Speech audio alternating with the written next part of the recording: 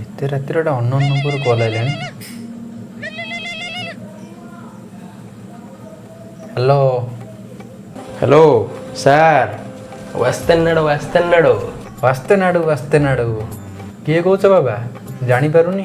Sir ମୁଁ ଗଲୁଆ ସରି ଗୁଲୁଆ କହୁଛି sir.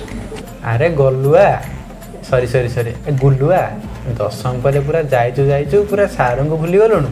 ତୋର ଆଉ ଦେଖା ଦର୍ଶନ ନାହିଁ ଆଉ, ଭୁଲିଗଲୁ ଆମକୁ ଆଉ। ନା ମ ସାର୍, ଆପଣ କ'ଣ ଭୁଲି ହବ? ଆପଣଙ୍କ ପାଇଁ ମୁଁ ଯେଉଁ 3 ଦିନ ଯେଉଁ ବସିପାରିନି ଶୋଇପାରିନି, ଆପଣ କ'ଣ ଭୁଲି ହବ? ଓହୋ, ତୋର ତ ସେ ଗାଁଚଲା କଥାବାର୍ତ୍ତା ଗଲାନି ଆଉ, ତୁ ଆଜି ବି ସେମିତି ଅଛୁ। ହଉ କହ, ତୋର ଏତେ ଦିନ ପରେ ମୋର କଥା କ'ଣ ମନେ ପଡ଼ିଲା? କହ, କ'ଣ ପାଇଁ ଫୋନ୍ କରୁଛୁ କହ। କଥା କ'ଣ ସାର୍, ସେମିତି କିଛି ନାହିଁ। ଆପଣ ମୋ ଥରେ ସ୍କୁଲରେ କହିଥିଲେ ନା, ଯଦି ଗୋଟେ କାମ ଆରମ୍ଭ କରିବାକୁ ଚାହୁଁଛ ତାହେଲେ ଗୋଟେ ଭଲ ବ୍ୟକ୍ତିଙ୍କଠାରୁ ଆରମ୍ଭ କର। ଆରେ ତୁ ମନେ ରଖିଛୁ? ବା କି ସୁନ୍ଦର ପିଲାଟା ଆମର, ଆଉ କ'ଣ।